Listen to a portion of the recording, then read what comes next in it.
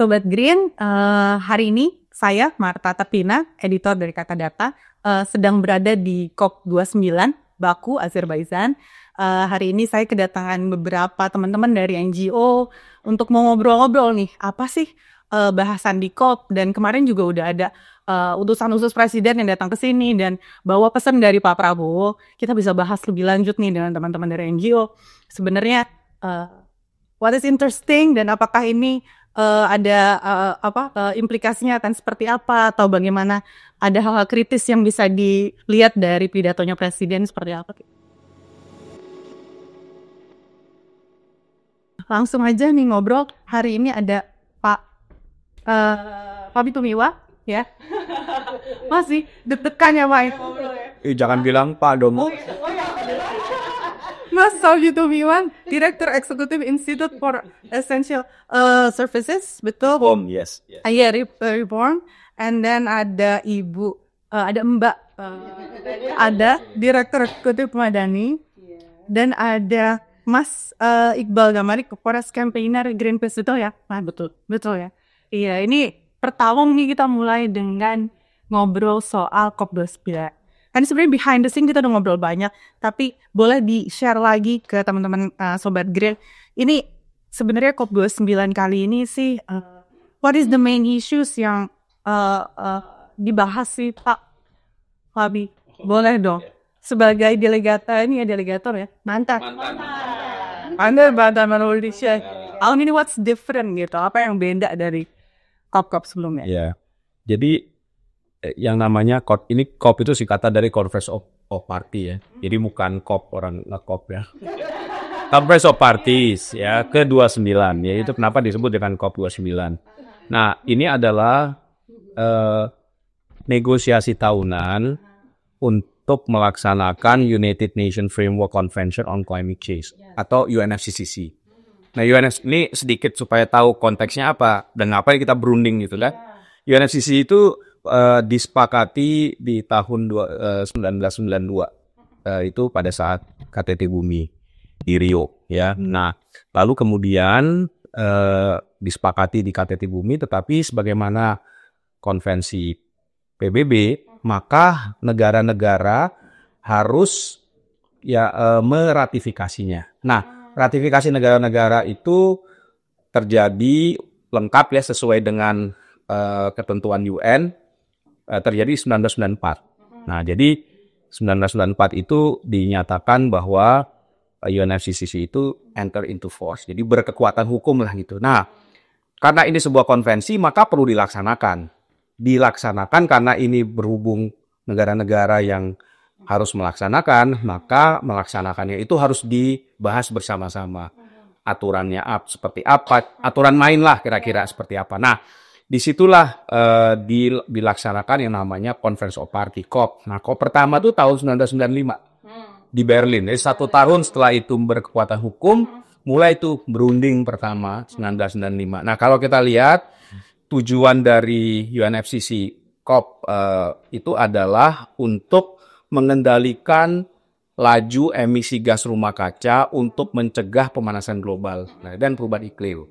Jadi tujuan besarnya itu begitu. Nah, sejak saat itu dilakukan kuningan-kuningan setiap tahun. Nah, ada beberapa hasil yang penting, misalnya 1997 itu di COP3 Protokol Kyoto ya, yang dilaksanakan di Kyoto, di mana pada saat itu disepakati bahwa negara-negara Aneks 1 harus melakukan Aneks 1 itu negara-negara maju. Jadi UNFCCC kalau baca dokumen UNFCCC-nya itu ada namanya Aneks 1. Aneks 1 itu di Aneks 20 itu adalah daftar negara-negara yang berkewajiban untuk menurunkan emisi gas rumah kaca.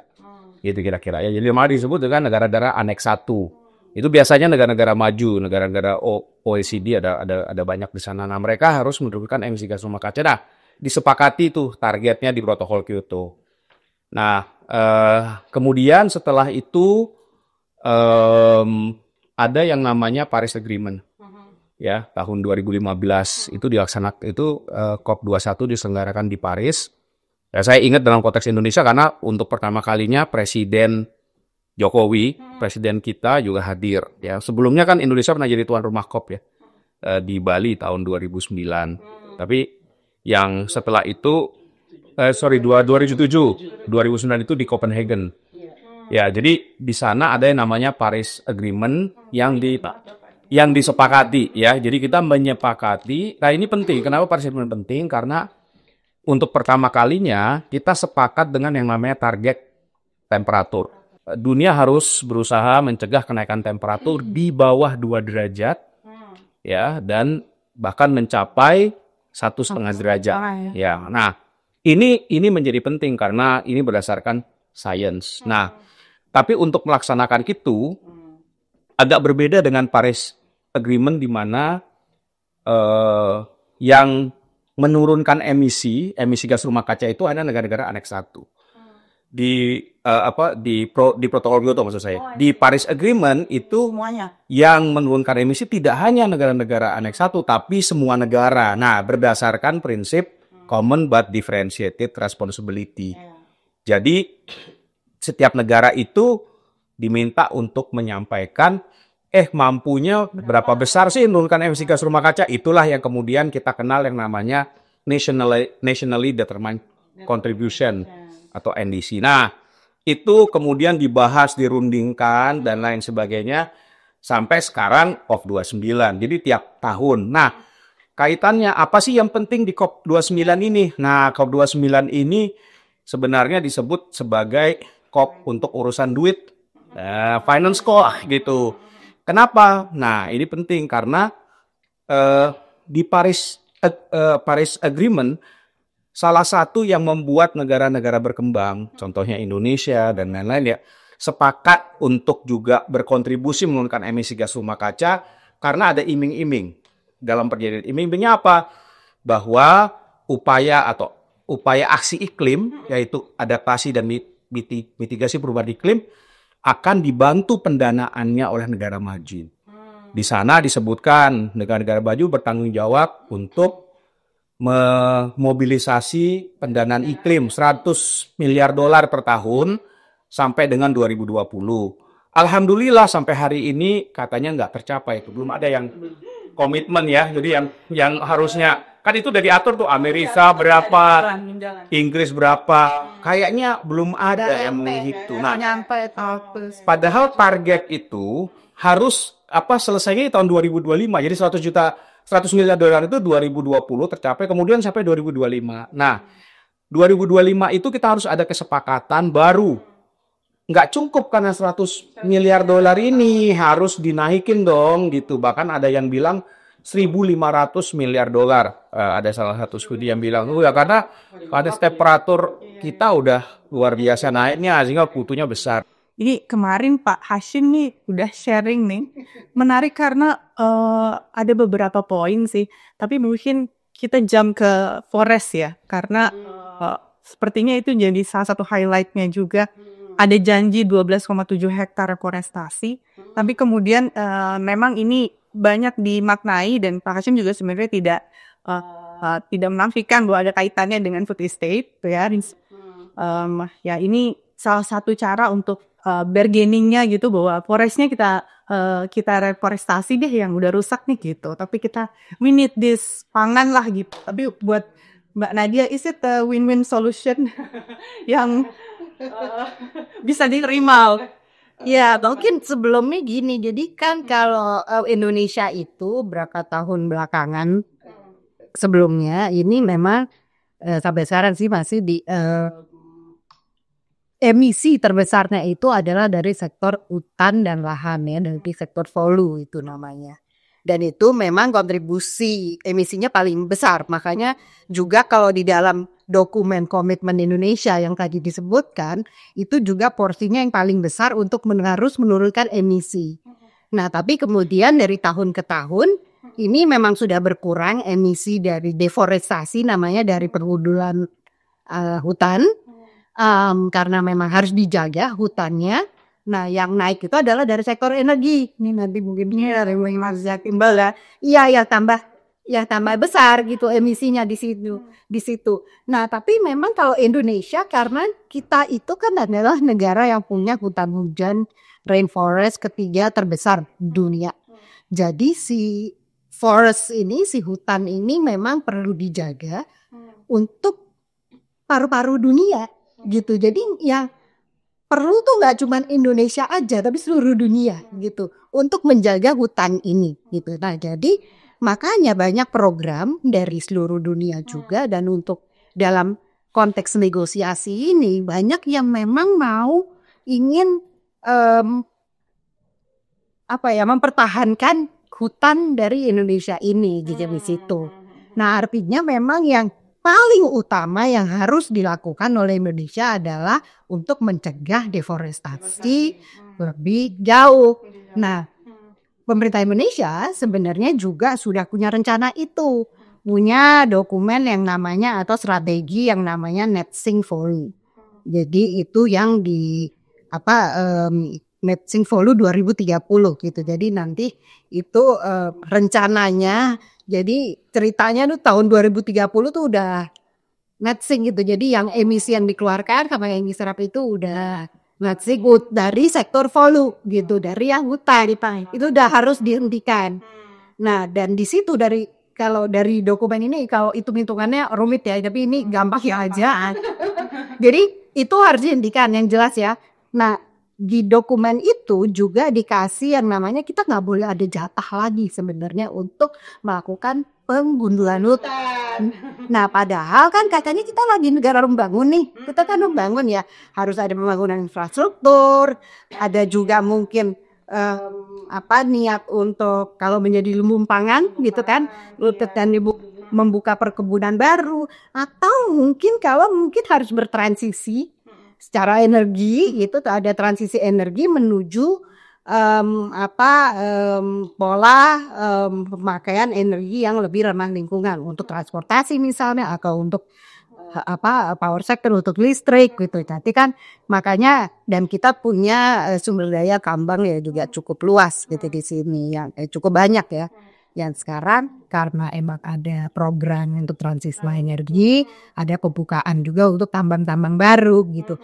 Nah, semua program ini jadi ada conflicting gitu. Satu pihak di mana kita harus menjaga hutan kita, tapi juga ada proyek yang emang membangun. Nah, sebenarnya memang kalau kita ingin mencapai si target net sink volume itu di tahun 2030, memang sebenarnya kalau dari hitung-hitungannya ya, itu kita udah gak punya jatah lagi untuk melakukan deforestasi. Malah kita udah melampaui kuota. Gitu jadi harusnya ya. Harusnya bisa selesai lah. Udah selesai gitu. Jadi kalau kita mau mencapai itu gak boleh lagi. Nah jadi gimana gitu. Oke, jadi mau afforestasi. Jadi katanya makanya. Jadi yang memang lahan-lahan yang katanya rusak, reforestasi dari ditanam ulang ya, diperbaiki gitu keadaannya. Yang sekarang pun untuk mencegah, jadi kalau untuk melakukan itu kan penyebabnya dulu jangan terus habis gitu ya udah kita nanam lagi tapi biarin aja gitu yang lain ya hutannya gundul gitu kan ya. Padahal sebenarnya harus dilakukan ini untuk mastiin dulu nih si hutannya masih ada, program-program yang conflicting atau kebijakan yang bisa saling bertentangan atau mengancam adanya deforestasi atau keberadaan hutan itu diberhentiin dulu, baru terus gitu kita ngomong reforestasi. Nah, sayangnya kayaknya kemarin saya tidak begitu mendengar ya niat dari pemerintah. Banyak reforestasi ya, gitu ada banyak yang dikatakannya oleh beliau, tapi saya Pak Hasyim ya. Tapi saya belum melihat juga gitu ini yang sebelumnya gitu program deforestasinya untuk mencegah deforestasinya apa? Oke, jadi itu deforestasi belum tahu nih. Programnya apa? Malaysia nih kemarin itu yang unclear ya. Iya. Stop deforestation misalnya. Berani nggak gitu? Gimana bak gitunya pangannya? Tapi gara-gara stop deforestation ya, sebenarnya ada yang menarik waktu Glasgow. Glasgow itu Indonesia itu sempat COP. Itu COP 26. Ini Glasgow 22 sampai kemarin tuh agak menarik tuh. Glasgow ada Sharm el Sheikh, Dubai, terus kita kemari. Di Glasgow itu sempat Indonesia itu tanda tangan tuh pledge soal stop deforestation atau end deforestation hari pertama, tapi hari keduanya itu langsung ada pembatalan gitu ya, viratan bahwa itu bukan end deforestation, sampai ada tweet viral waktu itu di yang soal Glasgow sampai ada pembahasan. Jadi statement ini sebenarnya sangat kita butuhkan sebenarnya soal end deforestation itu mau bagaimana. Tapi secara garis besar sebenarnya hitung-hitungan kayak misalnya kita punya potensi dapat duit karena di COP finance kan, COP climate kita dapat duit, kita mau jual karbon. Tapi itu kan belum menghitung sebenarnya dari pengurangan emisi dalam negeri atau emisi tadi ya disebutkan Mas Pati tadi. Contoh misalnya ada di COP Dubai itu juga ada komitmen tripling renewable energy. Jadi Indonesia nggak ada kayaknya Bang ya. Indonesia nggak masuk tuh, tapi waktu itu ada kesepakatan, ada pledge bahwa renewable energy itu harus ditingkatkan 3 kali. Nah, mungkin ini juga terdengar ya di visi misinya Prabowo waktu itu ada salah satunya itu adalah kita leading di dalam lihat di hijau. Artinya ada biomass di situ, ada biofuel gitu. Nah, dari beberapa analisis dari kapasitas sawit yang ada misalnya dibandingkan sama CPO yang ada, maka ada kebutuhan untuk pembukaan lahan baru gitu. Nah, ketika ada kebutuhan pembukaan lahan baru, artinya kita membutuhkan akan ada deforestasi gitu. Nah, kenapa? Karena masih ada hutan-hutan tersisa di dalam konsesi palm oil. Nah, di satu sisi kita mau melakukan deforestasi misalnya, lalu ada kemudian potensi karbon atau penjualan karbon trading misalnya. Tapi di sisi lain misalnya kita melakukan deforestasi, saya nggak yakin sebenarnya perhitungan itu akan tepat atau senilai dengan yang digomor-gomorkan Pak Hashim yang dijual di sini sekitar 500-an US dolar atau sampai harganya sampai triliunan bahkan. Waktu itu bahkan Pak Luhut kalau digabungkan sama lamun air waktu itu sampai hampir ribuan triliun, 1.700. Oh iya, ada beberapa ada waktu penyerapan. ada penyerapan. Akhirnya sebenarnya kita harus lihat dulu perhitungannya gitu. Jadi saya nggak yakin angkanya akan segitu walaupun Indonesia yang akan melakukan penjualan, karena kita masih membutuhkan masih ada kebutuhan untuk pengurangan emisi dalam negeri atau dalam upaya net sink tadi. Kalau kita lihat di LTS LCCR-nya kan sebenarnya kan angkanya akan naik, terus net sink-nya akan itu terakhir Di jangka panjang ya. itu 2030-nya akan di bawah gitu ya PT minus. Nah, secara tidak langsung yang atas ini kan yang sebenarnya bisa dijual atau bisa diperdagangkan karena dianggap Indonesia sudah capai itu ya emisinya. Nah, tapi ada beberapa catatan red flags juga sebenarnya di sini. Di Climate Action Tracker itu kita disebutkan bahwa NDC Indonesia tidak cukup ambisius gitu. Jadi kalau seandainya tidak overachieve, Kita akan overachieve karena tidak ambisius. Nah, tapi kan negara bilang, Pak Hanif ya waktu itu bilang kita udah achieve sampai 40% misalnya penurunan. Tapi itu tidak ambisius karena apa? Kalau seandainya ambisius gitu ya. Betul. Kalau seandainya itu dilakukan tidak akan align sama komitmen yang 1,5 derajat Celcius tadi beruat emisi. Nah, bagaimana mungkin kita akan dibeli karbonnya kalau lu nggak achieve? Kalau Indonesia nggak achieve gitu ya. Indonesia masih mau jualan. Jadi kita sebenarnya berharap kalau kita memang mau mendapatkan uang dari COP gitu ya, bukan dari COP, dari pendanaan.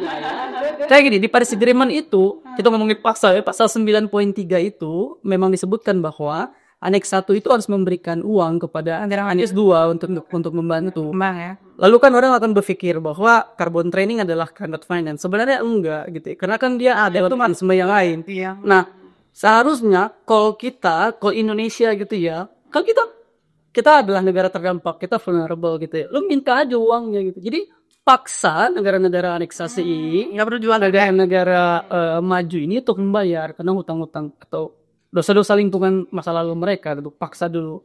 Tapi lalu kemudian kalau itu sudah tercapai baru baru kita lihat apakah kita memang bisa ngomongin carbon trading dan lain sebagainya. Setuju gitu nggak tuh soal carbon trading Mbak? Yuk, start kita itu apa? Putar berikutnya Pak. Kayak terus kita beda-beda. Mbak Eri ya, carbon trading. Ya, tapi emang benar kita kan harus mastiin bahwa emang komitmen Indonesia yang sudah kita nyatakan ke dalam NDC itu harus dipenuhi dulu. Nah, itu yang harus dikejar gitu. Nah, gimana mekanismenya itu yang harus diatur kan di situ. Nah, ini jangan, kalau yang lain emang oke lah itu bisa menjadi sebagai mekanisme, tapi itu nanti bukan, kalau saya ya melihatnya bukan yang dikejar prioritas dulu gitu ya. Nah, emang karena mekanismenya pun masih belum ajak, belum masih didiskusikan. Jadi Kita jualan gitu ya.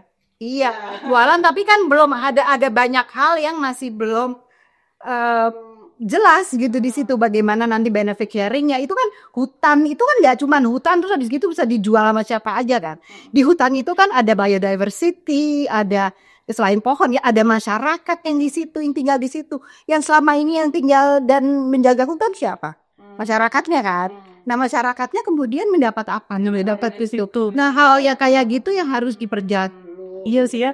Clear ya. Iya, gitu jangan sampai yang kita, kalau saya sih melihatnya ya itu harus diperjelas dulu gitu, mekanismenya harus jelas, benefit sharingnya dan lain-lain supaya nanti yang kemudian mendapat untung nggak cuman pengusaha gitu. Jadi akhirnya kayak dijual habis-habisan, kitanya nggak dapat apa-apa atau dapatnya sedikit, masyarakatnya apa lagi gitu. Bisa jadi jangan-jangan negara nggak dapat apa-apa ya. Iya, gitu. Itu ya. Oh bisa dong.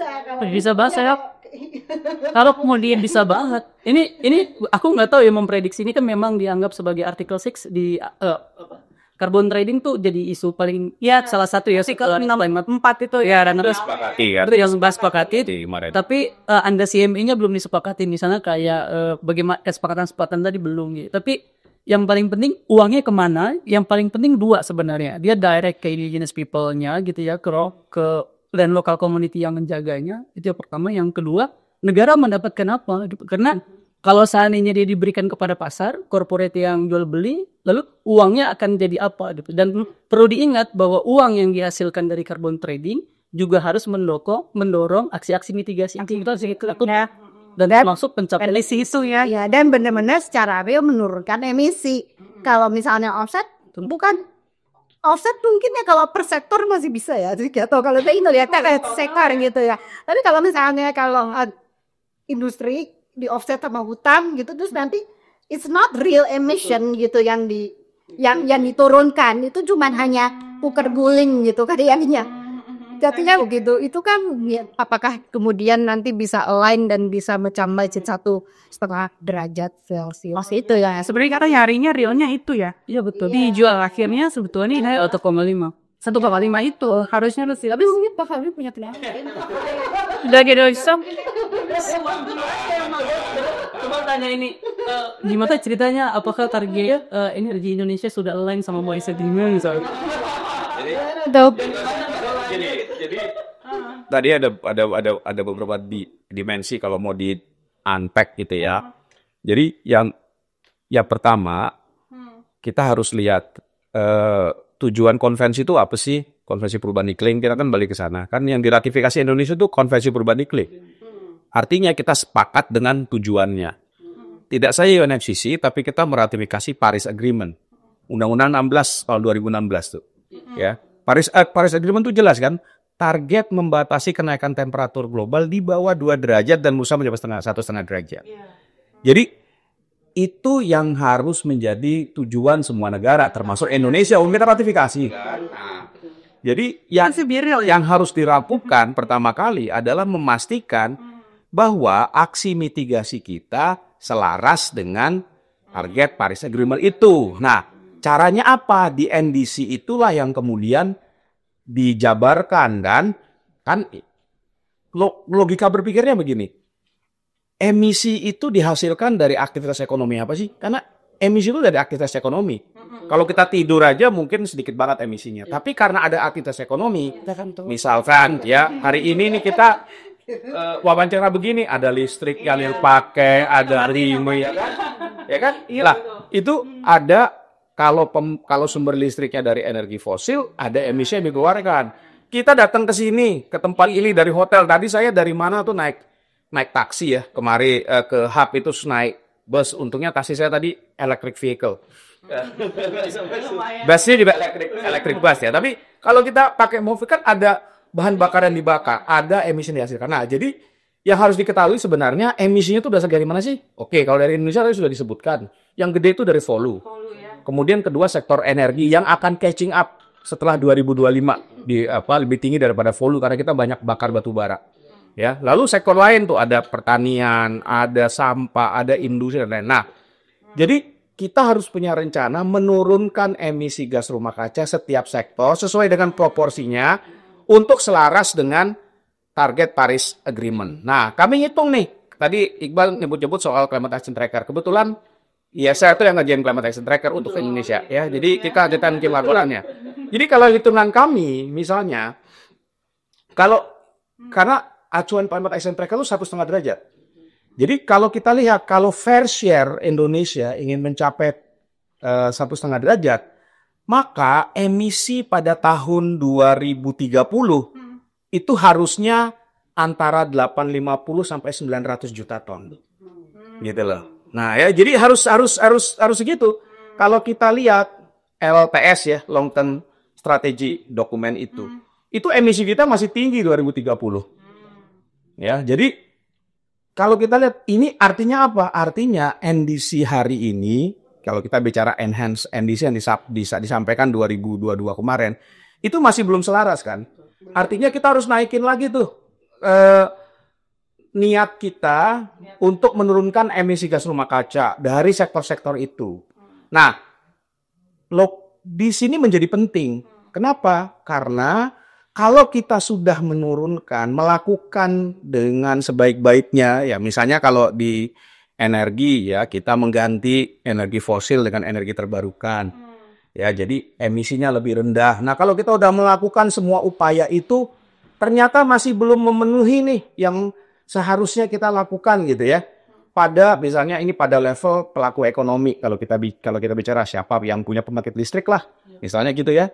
Nah kekurangan itu ada mekanismenya yang sudah diatur di UNFCCC maupun di Paris Agreement tadi. Kita bisa pakai mekanisme offset. Nah, offset itu ya caranya macam-macam. Kalau dulu waktu kita masih menggunakan protokol Kyoto ada mekanisme yang namanya Clean Development Mechanism gitu ya, CDM. Sekarang udah lah ada tuh CDM. Ya sekarang udah ganti. Tapi offset itu kan sebenarnya begini, saya tuh berkewajiban menurunkan 100, saya udah melakukan sebaik-baiknya, hanya mampu 80. Kalau gitu 20-nya saya cari dari orang lain yang mampu menurunkan lebih baik daripada saya. 20-nya mekanisme itulah kemudian kita pakai yang carbon offset tadi. Cara mendapatkan penurunan emisinya apa? Bisa saja dengan trading. Jadi trading itu mekanismenya, tapi intinya adalah gini. Kita harus menurunkan dan ketika ada pihak yang menurunkan lebih besar daripada yang seharusnya dia lakukan. Jadi kalau misalnya saya harus menurunkan 100 tadi, saya hanya mampu 80. Saya masih ada kekurangan 20 utang ya. Sementara Iqbal harus menurunkan 80. Ternyata dia bisa 100 nih. Nah, saya bilang, bahkan lu jual deh ke gua. Yang 20 tadi kan lu dapat punya, lu kan lebih bagus performance-nya, gua beli. Nah, Iqbal bisa bilang tuh misalnya, oke, gua mau jual, tapi harganya segini ya bang, gitu ya. Nah, itu bisa didagangkan di pasar. Nah, ini bisa dilakukan kalau mekanisme itu di antara sektor-sektor tadi. Gitu misalnya. Jadi misalnya kalau di sektor hutan bisa lihat dari hutan bisa aja misalnya. Tapi hutan tadi harus bisa menurunkan itu emisi gas rumah kaca. Nah, jadi kita bisa melakukan di dalam negeri antar sektor. Gitu ya. Jadi kalau kita punya mekanisme carbon trading dalam negeri itu bisa, tapi harus diverifikasi tuh. Betul. Bener nggak lu? Under CVM. Lu bener nggak bener-bener menurunkan 80? Jangan-jangan lu pura-pura lu nggak bisa nurunin segitu, jadi yang lu jual ke gua bodoh gitu loh. Atau double counting. Atau lu jual ke gua, jual ke sini juga gitu ya. Gitu kan bisa seperti tapi mekanisme itu yang harus terjadi. Nah, targetnya udah ada belum, Pak? Sektor belum ya? Kita di Indonesia masih belum ada. Apa yang kita Tojang sedagangan maksudnya. Sementara yang itu juga bisa dilakukan antar negara. Artikel 6 itu bisa. Dulu CBM itu kan konsepnya begitu. Kita melakukan proyek penurunan emisi gas rumah kaca di Indonesia. Emisi yang dikurangi itu nanti bisa dibeli kemudian bisa dijual misalnya di EU Emission Trading Scheme, atau yang sekarang misalnya dengan GCM, Joint Trading Mechanism ya, ada proyek penurunan emisi gas rumah kaca di Indonesia dari energi misalnya, lalu kemudian 80% dari penurunan emisinya itu diklaim oleh pihak Jepang, gitu, karena Jepang yang mendanai proyek itu. Itu sebenarnya sudah mulai terjadi. Nah, sekarang tapi ini kan belum sinkron untuk mekanismenya. Nah, oleh karena itu memang harus dibuat betul. Jadi kita harus punya tata kelolanya yang baik, standar misalnya ya. Karena standar itu penting. Jadi misalnya kalau dengar awal tahun ini heboh dan ini melibatkan salah satu perusahaan pedagang karbon yang besar ya. Karena apa? Karena ada perusahaan-perusahaan minyak ya, dia membeli karbon offset tadi dari proyek-proyek ya kayak REC gitu ya. Di Afrika. Nah, begitu dicek udah diklaim nih nilainya sekian juta dolar ya. Ternyata panelnya nggak ada. Ya orang nanam pohon kan bisa mati, bisa atau proyeknya Ada itu proyeknya ada beberapa di Indonesia tuh. Ada nggak usah sebut merek lah ya. Ada perusahaan ada perusahaan beberapa. Jadi itu yang dibilang sebagai greenwashing ya. Ini juga beli catatan sebenarnya bagi Indonesia. Ini bahayanya ya, kalau itu satu bahayanya double counting dan sebagainya. Yang kedua adalah kalau Indonesia tidak komitmen untuk stop deforestasi, terus transisi dari coal ke renewable energy, jangan-jangan emisi kita itu melampaui dari target emisi, sehingga yang tadinya IRC hanya jual, kita jadi buyer jadinya, bukan seller jadinya. Nah, kalau ini hati-hati. Oh iya dong, hati ya. Makanya konservasi tadi kan memang harus diturunin dulu sebaik-baiknya gitu kan. Pokoknya udah berusaha untuk menurunkan emisi, gimana caranya. Nah tapi kalau usaha itu kita belum melihat, belum maksimal, terus gimana terus nanti kalau ada usaha-usaha lain yang dilakukan untuk bisnis, itu yang kemudian ditakutkan atau dikhawatirkan akhirnya tidak secara benar-benar Tanahnya ya, emisi targetnya kayak 1,5 tadi. nah menurunkan emisinya itu. Jadi nomor di mana ya? Memang harus diatur, bukan berarti itu tidak bisa dilakukan, bisa aja. Tapi penataannya seperti apa kan yang jadi kehebohan sekarang kan adalah kita nggak boleh jual emisi itu ke luar negeri gitu ya. Nah padahal praktis memang ada beberapa proyek penurunan emisi tidak di sektor hutan tapi juga di sektor energi. Misalnya yang penurunan emisinya sudah diklaim lewat voluntary carbon market. Bisa kan ada voluntary carbon market ya yang sudah ada itu ada yang beli. Jadi bukannya nggak bisa, ya bisa-bisa aja. Tapi menurut saya sekarang memang kita perlu menata lagi. Artinya gini, mengkaitkan target NDC kita dengan upaya untuk melakukan aksi-aksi mitigasi di sektor volume tadi gitu. Jadi memang yang harus dilakukan ya kita harus hitung ulang. Nah, terutama ini menjadi penting karena program-program Presiden Prabowo kan menurut saya ya, punya implikasi untuk menaikkan emisi gas rumah kaca kita. Gitu loh. Misalnya, yang tadi disampaikannya kita kan bilang Pak Prabowo bagus, ingin mandiri energi. Tapi sekarang yang diusulkan adalah meningkatkan biofuel. B35 jadi B40, B100, B50, nanti mau B100. Nah, kalau kita mau ke B50 saja, tergantung skenarionya antara penggunaan dalam negeri dan untuk ekspor ya. Kita butuh antara 5 sampai 9 juta lahan baru untuk memenuhi 20 juta kiloliter biofuel. Karena kita masih ekspor kan gitu ya. Nah, ini apa implikasinya pada emisi dari sektor lahan? Apa implikasinya pada volume net sink target 2030, ada swasembada pangan, ya ada kompleks sih. Nah, kalau kita mau swasembada pangan, pasti nanti kebutuhan pupuk naik, pupuk pakai gas itu energi fosil, apa ya gitu. Gimana? Jadi, kalahan di Merauke. Nah, hal-hal kayak begitu, itu memang harus kita hitung secara cermat, baru kemudian, ini ternyata kan harus dilihat misalnya, kalau saya selalu mendukung, PLN. Kamu turunkan dong emisi gas rumah kaca dari PLTU kamu misalnya pakai dikasih standar oleh pemerintah.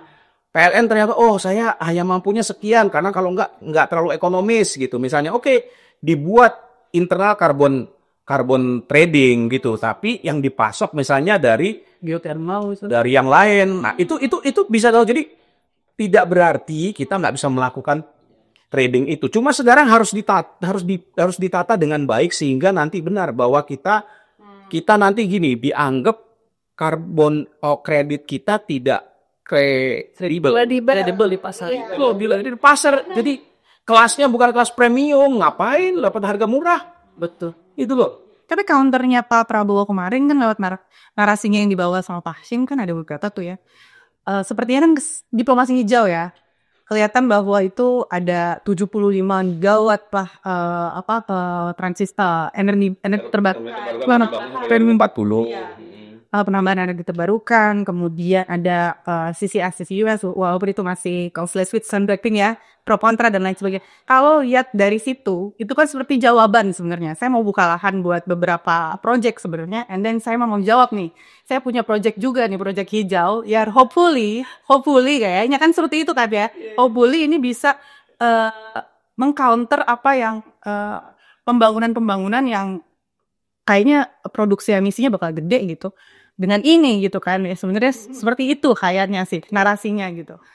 How do you see itu? Apakah cukup menjawab atau kayaknya sih enggak ya kalau Mbak Nadia itu udah Kayak kalau saya ya melihatnya kok kayak nggak melihat paham nggak sih realitanya sebenarnya di lapangan seperti apa gitu.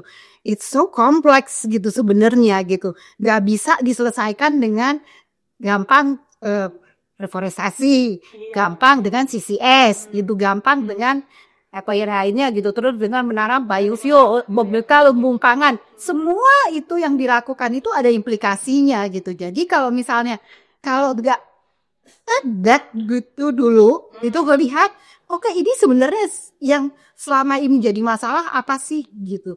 Itu yang coba di fix dulu gitu. Drivers of deforestation-nya apa gitu.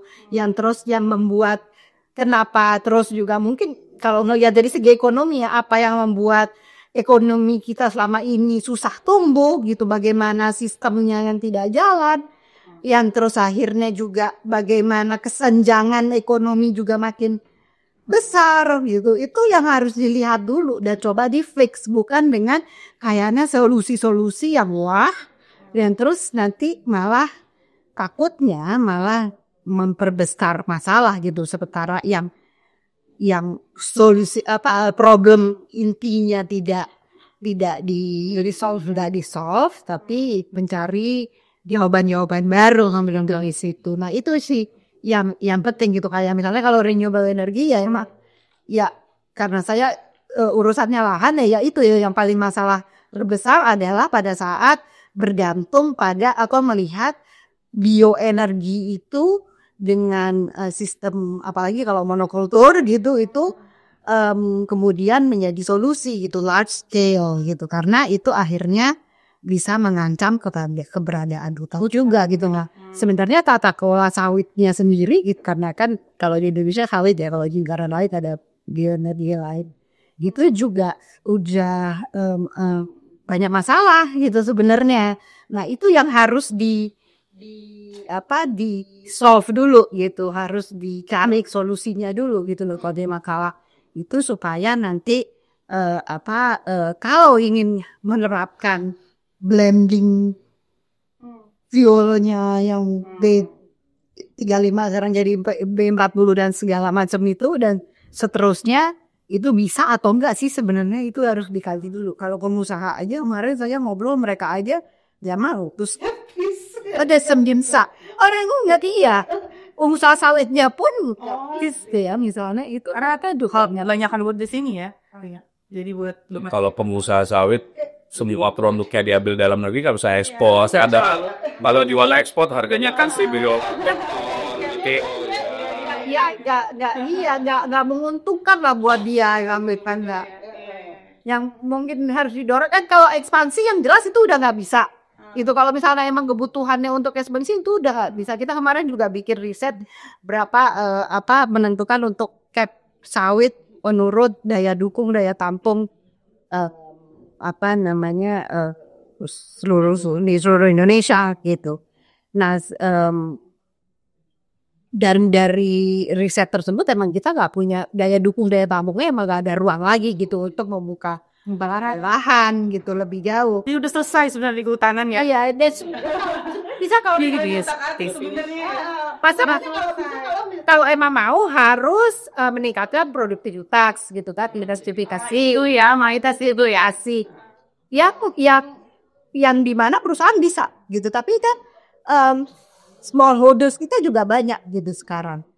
Ada 40% dari lebih dari 40% smallholders. Nah itu yang mereka nggak mampu untuk intensifikasi secara Jadi saya ada kita sih apresiasi ya dengan yang disampaikan oleh khusus kemarin menyangkut dengan target untuk energi terbarukan. Saya kira itu bagus untuk konteks sekarang. Tapi memang harus dilihat secara detail. Jadi ini angka-angka itu harus di unpack. Misalnya saya ngelihat 100 gigawatt sampai 2040, 75 gigawatt dari energi terbarukan 2040. Ya bagus gitu. Tapi kalau saya lihat itu nggak align dengan Paris Agreement. Ini kembali ya. Kita mau kembali kita bicara di sini itu Maksudnya phase out ya. align atau tidak untuk Paris Agreement, kan harusnya begitu. Karena apa? Karena kalau menurut kami, kalau kita mau itu hitungan kita di ISR nih, ada studinya. Jadi bisa dibaca kalau teman-teman nanti mau baca pergi ke website ISR, isr.or.id, banyak studi yang bisa diunduh.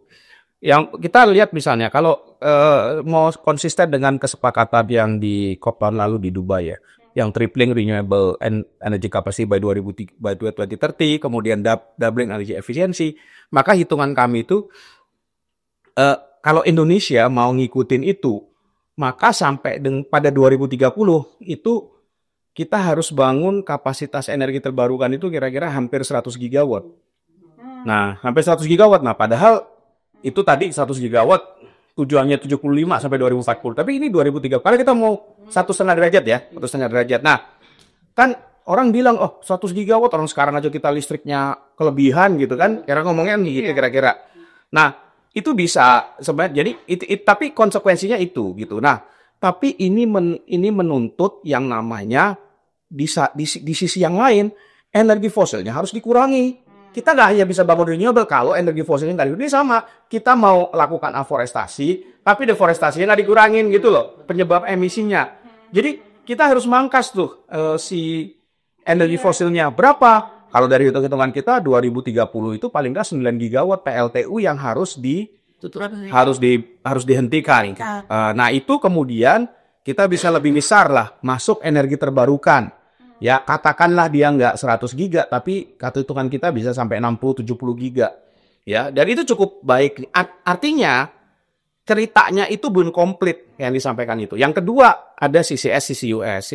CCUS kan kemarin yang juga dibilang Indonesia memang udah punya kesepakatan dengan Jepang, kesepakatan Singapura menjadikan silent aquifer kita itu sebagai tempat penyimpanan karbon mereka. Di HP ya Pak. Bagus gitu. Tapi kalau Indonesia sendiri mau nyimpan di situ bisa nggak? Ya. Saya agak bertanya-tanya karena proyek menyimpan karbon itu mahal banget ya. Sudah ada yang hitung.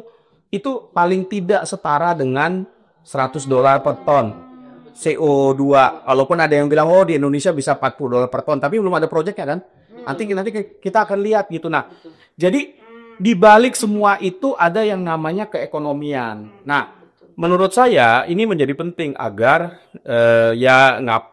mungkin di sini disampaikanlah gagasan-gagasan itu, tetapi kita masih punya PR di dalam negeri. Nanti kalau kita pulang dari sini udah agak tenang-tenang, semuanya harus dihitung di tata. Nah, saya harap pemikiran-pemikiran ini, masukan ini tuh nyampe juga ke USUS, sampai juga ke Pak Prabowo ya. Mbak ya, jadi komnya dulu ya. Kita ini nggak hanya, maksud saya banyak loh masyarakat sipil atau non-state actors ya yang nggak hanya misalnya bisa ngeritik doang, tapi kita juga bisa ngasih solusi ya, perhitungan-perhitungannya. Ya semuanya kita anti ya. Betul. Jadi salah anti itu dong ada results sekolah gitu. Tapi masalahnya apakah langkah yang dilakukan itu memang bisa mengatasi masalah yang dihadapi ini gitu. Jangan mengatasi masalah dengan masalah. Contoh, CCUS ya. Kalau misalnya karbonnya ditangkap gitu, dan itu kan akan diutilisasikan,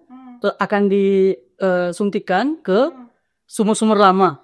Ketika dia disuntikan sumber-sumber lama, tujuannya adalah untuk mengambil gas-gas tersisa yang di bawah. Artinya sudah ditangkap, dilepaskan lagi, lalu kemudian ada gas, gasnya dibakar lagi, emisinya akan sama kan. Jadi secara hitung-hitungan mungkin bisa lebih. Kita punya carbon capture yang lebih bagus, namanya hutan gitu ya, dapat lebih dan pembuang gitu. Jelas itu yang tidak dilindungi gitu ya. Timbang berpikir tentang CCS dan CCS ya secara teknologi. Sebenarnya bagus kalau dibilang ya bahwa 12,7 juta hektar deforestasi itu dilakukan secepat-cepatnya, tapi jangan nebah hutan baru. Betul. Karena apa? Karena 8 tahun aja dari 2015 sampai 2023 RHL atau reforestasi kita itu cuma berhasil 1,8 juta gitu. Nah, 12,7 juta dan itu mau apa berhasil? Kok ini berdasarkan data KLHK ya? Kita berharap sih berhasil ya. Kita berharap Tapi kemarin sih kayak kurang ya, jauh ya. salah satu agar itu berhasil, coba berani nggak misalnya pemerintahan Prabowo menghentikan program food estate di Merauke untuk tidak membuka lahan baru bisa, tidak untuk membuka hutan baru bisa. Karena bahan civikat Itu kalau nggak ya nih, itu wetland loh. Jadi yang ada di Merauke itu berbeda sama Gunung Mas. And that carbon storage-nya lebih tinggi karena itu wetland. Dekomposisi terhadap wetland itu lebih besar karbon yang akan lepas gitu. Jadi komitmen pertama kalau yang memang benar-benar mau dijalankan berdagang karbon dan sebagainya, komitmen pertama yang sangat bisa diambil oleh pemerintahan Prabowo adalah menghentikan program food estate di Merauke. milih-milih awalnya ya. Betul. Identifikasi duluan Bang ya. Iya, itu yang 12, juta hektar itu ya. Madani ahli GIS-nya baru juga suruh ngeliatin gitu tuh dari mana ya. Ini nih ternyata emang dari peta KLHK yang 2018. Jadi dia punya klasifikasi kan, ada sangat kritis, agak kritis sama tidak kritis. Ini yang 2 kategori pertama, sangat kritis dan kritis itu emang jumlahnya 17,7 hektar. Nah, ini juta hektar gitu. Nah, ini emang 58%-nya tapi itu emang sudah ada di kawasan hutan gitu di situ yang si lahan kritis itu ya. Dan sisanya ada di APL. Nah, 30%-nya ada di dalam izin konsesi si kritis ini. Udah ada, jadi udah ada konsesinya perkebunan, ada konsesi Gimana reforestasinya itu ya? mau ambil dulu atau mau disuruh pengusahanya untuk meladakan dulu gitu ya, mau gimana gitu. Jadi kan hal-hal seperti itu tuh harus diatur dulu gitu loh. Oke, jadi segitu dulu obrolan kita dengan teman-teman dari NGO. Terima kasih banyak semuanya. Ini banyak banget insights-nya. Mudah-mudahan teman-teman dari Kata Data Green semuanya juga dapat insights yang cukup soal apa sih COP29 dan bahasannya yang ternyata kompleks sekali. Mungkin kita perlu baca-baca lebih banyak lagi. Hopefully kita semua bisa berkontribusi untuk climate dan ya green ya dunia yang lebih lebih ramah lingkungan, lebih green, lebih enak buat kita semuanya hidup ya. Dan buat masa depan kita teman-teman. Oke, sampai berjumpa lagi di talk show Kata Data berikutnya.